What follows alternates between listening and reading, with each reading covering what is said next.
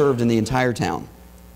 And a local businessman moves into the area and he sees an opening. And he says, well, I'm going to open myself a bar. So he goes through the process, and there's no laws against it. There's no dry county laws that prevent him from opening this. So he opens this bar. And a concerned group of Christians from a local church, they were very concerned. And so they get together and they planned an all-night prayer meeting to ask God to intervene. Shortly thereafter, lightning struck the bar and it burned to the ground. The owner of the bar then went on to sue the church, claiming that the prayers of the congregation had destroyed his church, and that they were fully responsible for it. The presiding judge, after his review of the case, he stated that no matter how this case comes out, one thing is clear. Because the church claims that they're not responsible, the bartender believes in the power of prayer, and the Christians do not. Jesus taught us all throughout His teachings, all throughout the gospel messages. You see that Jesus teaches about the power of prayer.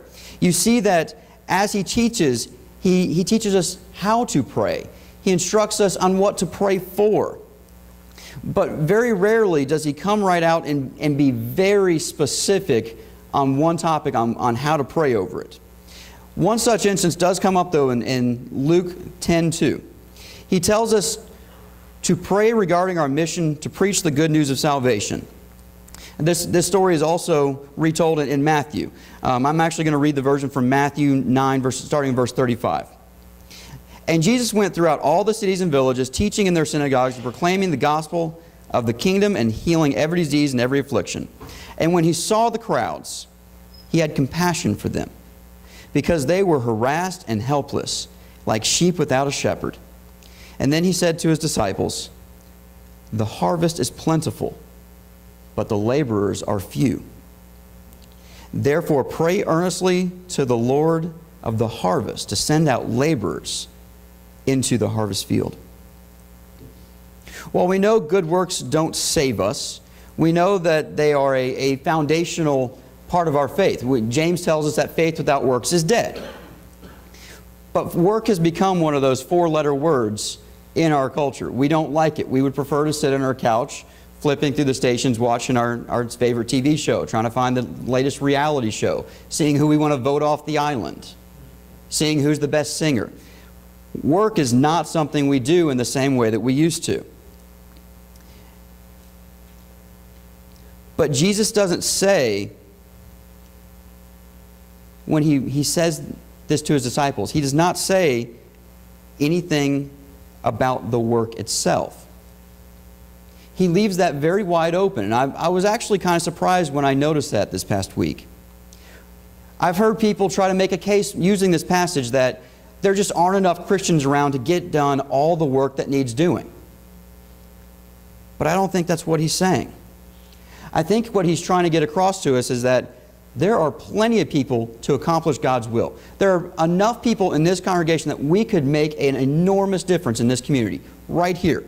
Just down the road, there's hundreds upon hundreds of condos, new neighborhoods going up. We have the people to do the work. But what Jesus is saying is not that there are not enough believers. He's not saying that there aren't enough disciples or intercessors. He doesn't say that there's not enough contribution. He says the workers are few. I want you to imagine with me. He's coming into this town and he sees so many people who should be able to teach and guide and direct and make sure that the Lord is taught. And yet when he looks out, what he sees are lost sheep. What he sees are sheep without a shepherd. No one to rein them back in. No one to encourage. No one to uplift. Instead, he sees people being hateful who should know better. He sees people lifting themselves up instead of lifting God up. He does not say there's a lack of spiritual gifts, a lack of character, a lack of vision, but a lack of workers. And in this, he's giving us the imagery of a farm. We all know that farming is a backbone of our culture going back hundreds of years. we grew up as a country as a farming society. We don't have as many farmers as we used to, but farming is still greatly important. A few years ago, maybe it was just about a year and a half ago, Stephanie and I took the girls out with Wendy to go gleaning. And what I noticed is that as they went down through the rows and they were picking their broccoli, they would all jump off. They'd work an area, get it all boxed up, and move on.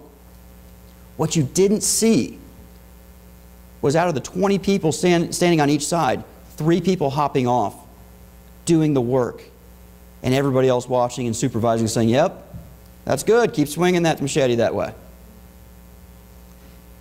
He gives us that imagery because everybody who in that culture saw a farm. They understood. Everybody there worked. Not a little bit, but all day. And they worked hard. In the heat, in the rain, it didn't matter. They worked. That's what farming is. And he's trying to get across to us a very important message. Our main work, the disciples' main work, is to be a witness of Him in this world.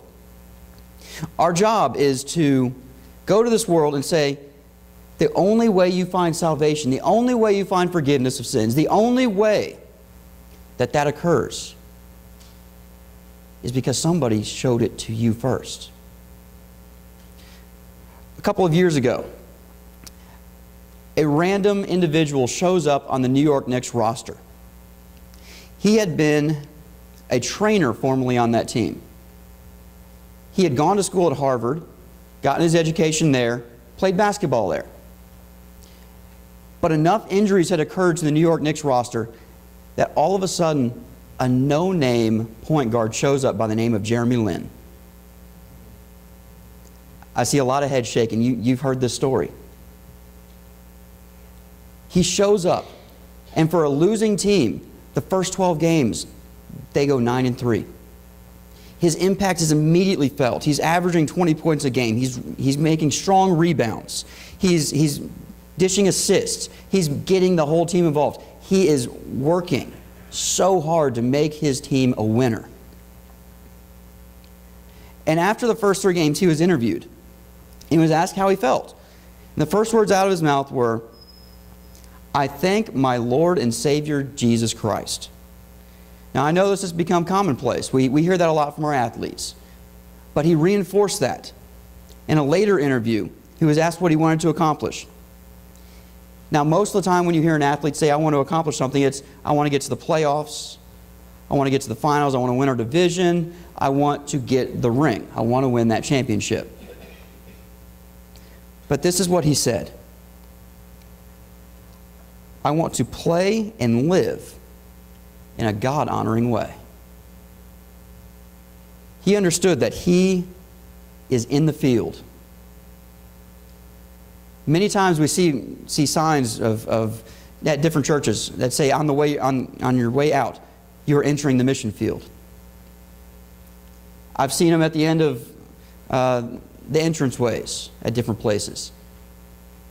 And the reality is, that's the truth. We're always leaving here to go to the mission field, to work on the harvest. And what I find very interesting is that we may misunderstand the way that the harvest works. We may misunderstand the fact that your field is different than my field. In order to get a complete nutritious diet, you're supposed to get, I don't know how many vegetables, but usually you try to get various kinds from different types of beans, or you throw in some corn, whatever it may be. You vary the vegetables up. Well, you and I are working in different fields. I spend a lot of time with teenagers. I spend a lot of time around young adults. That may not be your field. Your field may be those that are at your office. Your field may be those that you go play golf with. Your field may be the restaurants that you attend, and you know all the people's names. Jesus says we lack for workers, not that we lack for fields.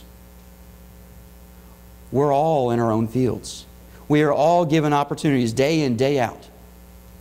And he says, the workers are few. Those who are living in a God-honoring way and trying to share that with others are few. He says, ask the Lord of the harvest to send out workers into his harvest field. But are we asking God, send out other workers with me to go out into the harvest field? Let me take folks with me to water, to cultivate. 1 Corinthians 3:6. They're starting in verse 5, actually. What then is Apollos and what is Paul? Servants through whom you believed, even as the Lord gave opportunity to each one. I planted, Apollos watered, but God was causing the growth. So then neither the one who plants nor the one who waters is anything, but God who causes the growth. God will cause the growth, but we must be the waterers. We must spread the seed. We cannot get away from this. God will do plenty, but he requires our part.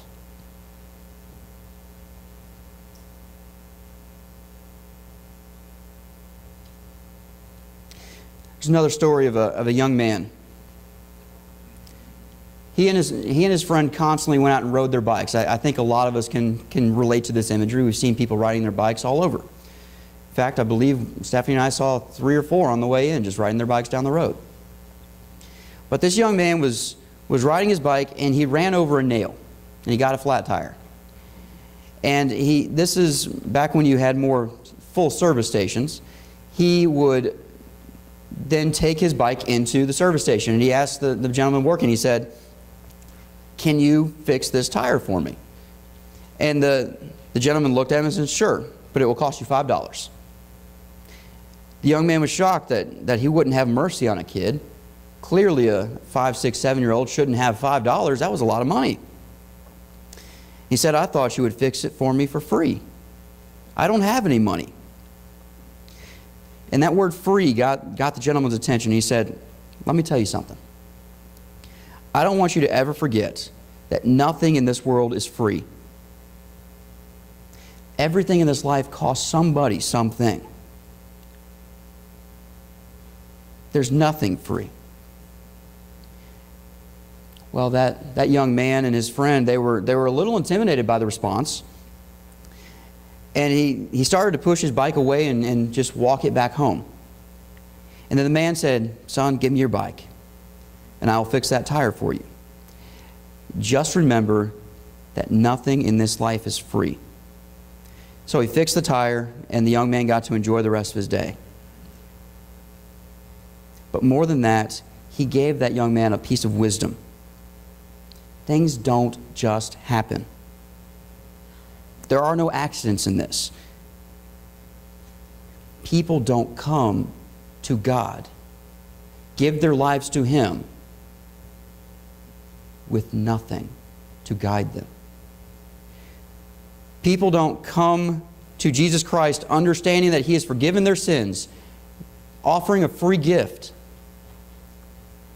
without somebody to pray with them, study with them, teach them. Somebody, somewhere, gave, served, worked. I bet each and every one of you who've decided to follow Christ, you can remember that face. You can pull it up right now of that person who studied with you. I know that I can. Barry Smith, that Stephanie knows who Barry Smith is. He was the father of one of the young men that was in my youth group growing up. And he very much became a second father to me. And I specifically remember him going out of his way to pull me aside on numerous occasions and say, how are you doing today? And he wouldn't let me get away with the simple responses of, oh, I'm doing fine, and try to bolt off to go talk to my friends. He took the time and invested in me enough to say, now you know that's not what I'm looking for. Barry Smith gave. He worked. He prayed. He served in my life. And I take that philosophy. I take it and I say, I've got to work out there. When I go to the restaurant, Della and I talked a few weeks back when Howard Howell was here about something that we can do to try to invite our servers. They have a tough job, but let's show them some appreciation and make sure that we're trying to connect with them. And we just got some little business cards printed up that say, thank you for serving us our food today.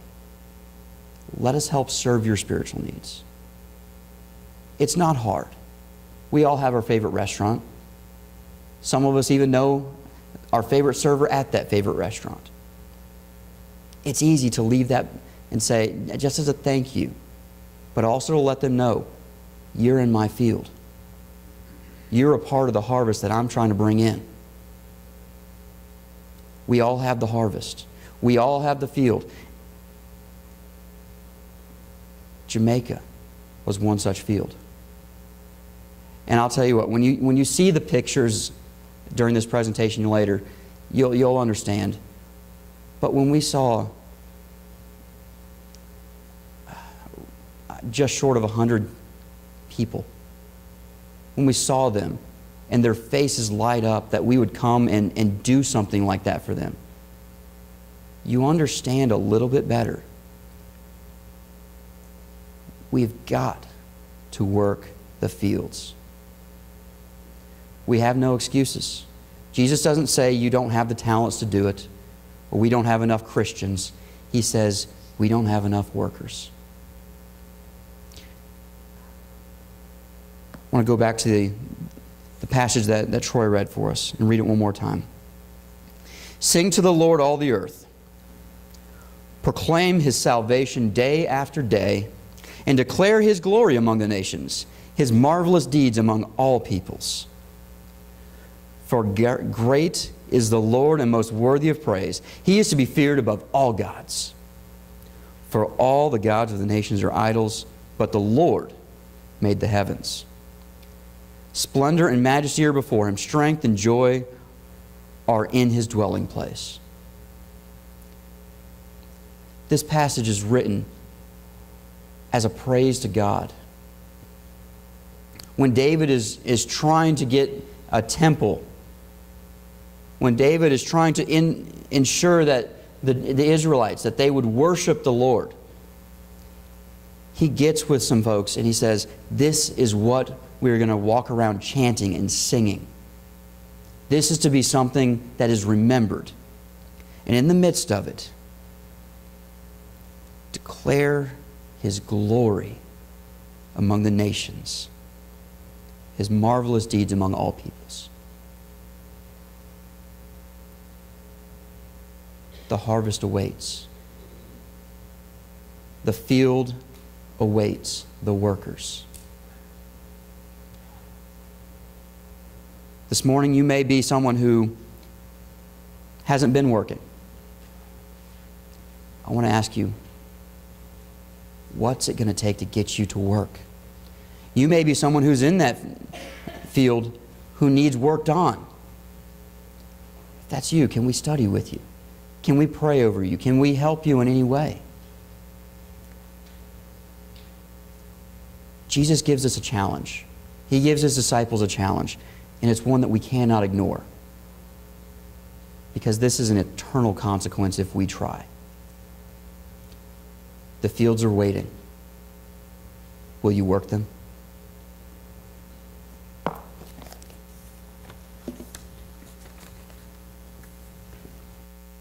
Breeze a fountain.